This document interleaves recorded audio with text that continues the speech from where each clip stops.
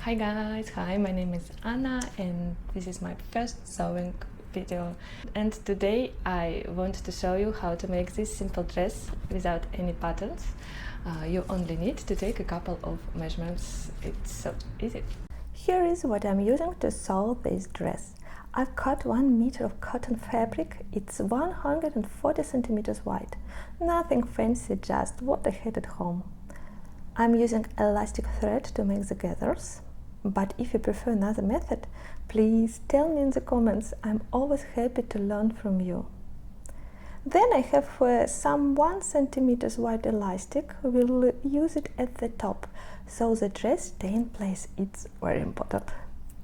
Just some matching thread and a universal needle size 17. I had 1 left, so that's what I'm using. You'll also need a bit of tailor's chalk for drawing, fabric scissors, some pins to hold everything together, and a ruler to help us with the lines. It's nothing complicated. Let's make measurements. The waist first. My waist is 70 centimeters, and now I check the body's length from the top to my waist, and for me it's 28 centimeters. And right now you can measure the length of your dress. It's simple. Put the measure tape down and check which length you like more. But I bought only 1 meter of fabric and I will adjust the length during fitting. Okay, let's make our pattern. It's just 2 rectangles. For the width, we take our waist measurement. Mine is 70 centimeters. And then I multiply it by 1.7, or you can do 1.8 if you want more gathers. That gives me about 119 centimeters. Since we are making 2 panels, I divide it, right, by 2. That's about 60 centimeters per panel. For the length, I take the length from the top of the dress to the waist plus the skirt length. I'll use 1 meter for now, and at the end of the video we'll see exactly how much fabric I needed. Now we need the height of the shirring, that's the length from the top of the dress to the waist, plus around 2.5 centimeters for the seam and fold. So we end up with 2 rectangles, each 60 by 100 centimeters. Easy! And I also want to make a tie. Just a long rectangle, 2.5 centimeters wide and 1 meter long. Take your fabric and fold it in half lengthwise, right sides together along the selvage edge. Now step a bit away from the fold and mark 60 centimeters on a fabric. Suddenly I realized it's much easier to just measure 10 centimeters from the edge. And yup, I broke my chalk. Time to carefully cut out our pieces.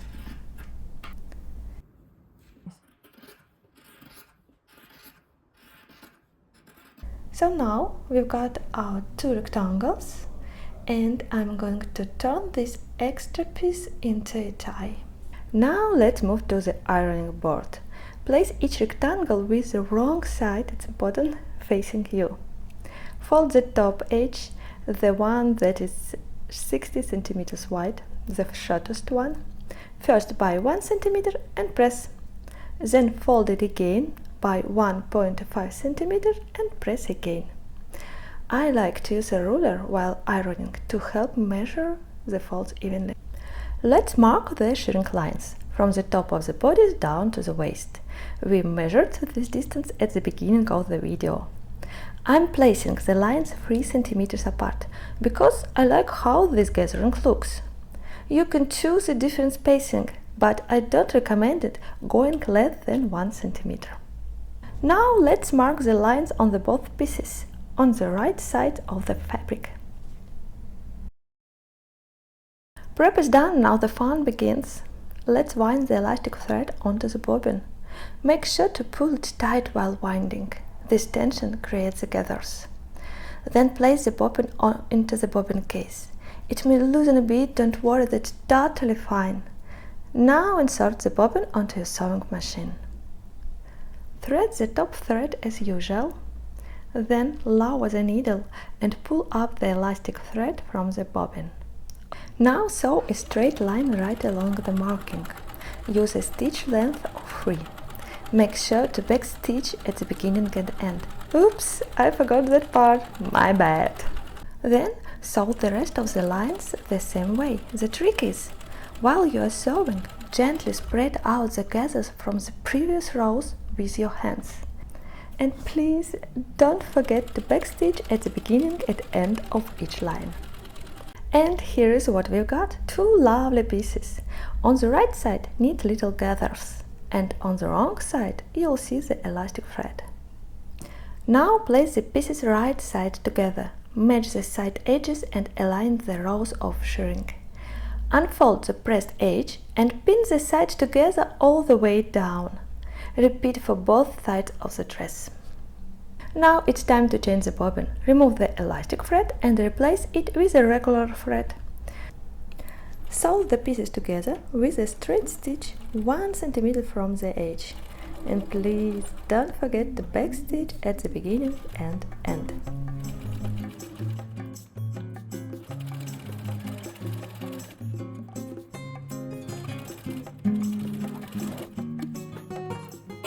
Time for a quick fitting.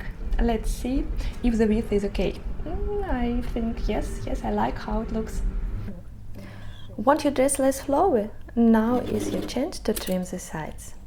But I'm keeping mine as is. Let's finish the edge with the overlocker. Look at this neat stitch. No serger, no stress please. You can finish the edges with the regular sewing machine. Use a zigzag stitch, length 1.522, width 2 to 3. Line up the fabric edge with a little groovy on your press foot. It's my little secret.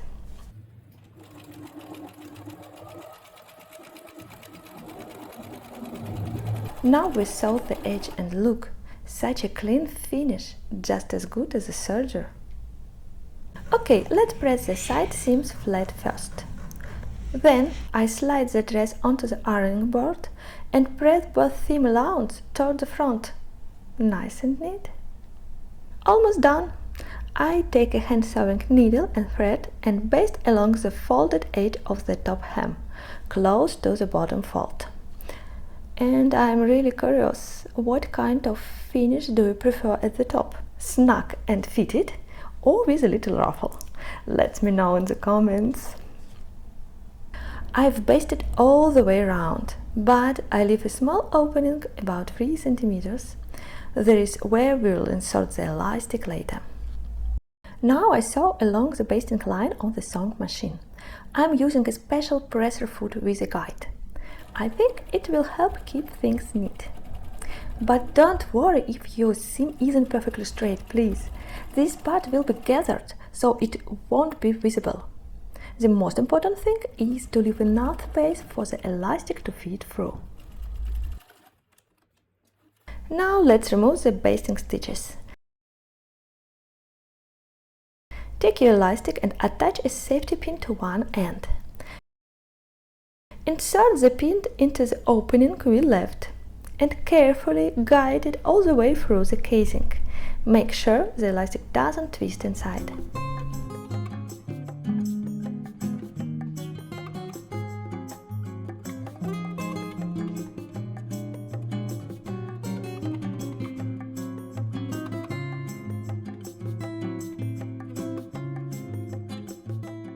Second fitting, I adjust the elastic so the top stays in place and feels comfy. It's important. Also, I noticed the length is not good for walking, and I think I'll make the dress shorter. Lay one end of the elastic over the other, double check that it's not twisted, trim the excess, and sew the ends together on your sewing machine. And please, back stitches, don't forget back stitches. Now let's close the opening. Tuck the elastic under the seam allowance, pin it in place and sew it closed on the sewing machine.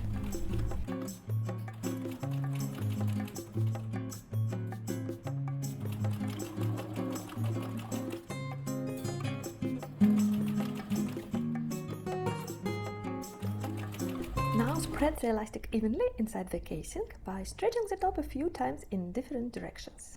Now we only need to make the tie and finish the hem. From the leftover fabric I cut a rectangle 2.5 cm width. I fold it in half lengthwise, right side together, and press it with the iron. I sew along the edges on the sewing machine, leaving a small opening in the middle for turning it right side out.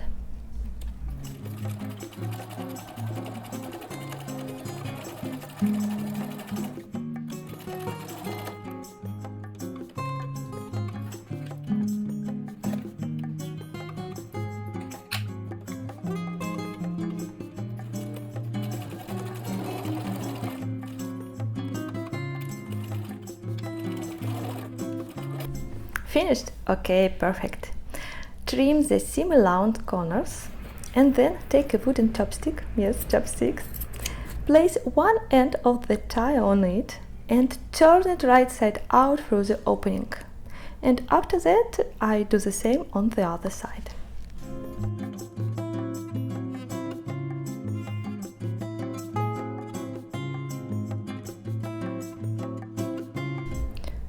I smooth out the tie and press it, so the seam stays between the layers and doesn't show on the outside. I close the opening with an invisible hand stitch, but if you are not in the mood for the hand sewing, you can just stitch it on your sewing machine. Okay, why not? Fold the tie in half and mark the center with a pin. Now let's find the center front. Match the side seams, stretch the elastic and mark a middle with a pin. Pin the tie to the marked center front, on the wrong side of the dress. Be careful here. And if you have a label, now is the perfect time to add it.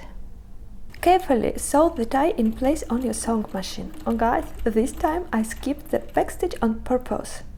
Since the seam is right in the front, I didn't want to risk a messy backstitch, so I put the thread on the wrong side with a handle knit and tied a little knot by hand. Yeah, last step, hemming the bottom.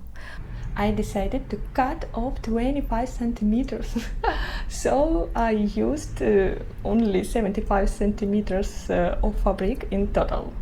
First, I press the hem up by 1 centimeter. To make it easier, I pin it right into the ironing board. Fold the hem up one more time by 1 centimeter and pin it in place. Now we have a double fold hem. Now I sew along the fold from the wrong side. This time I'm using a regular presser foot, but I shift the needle a bit to stitch close to the edge. Give the dress the final press and that's it, your dress is ready! Oh my god, you did amazing! Time to go out and enjoy it!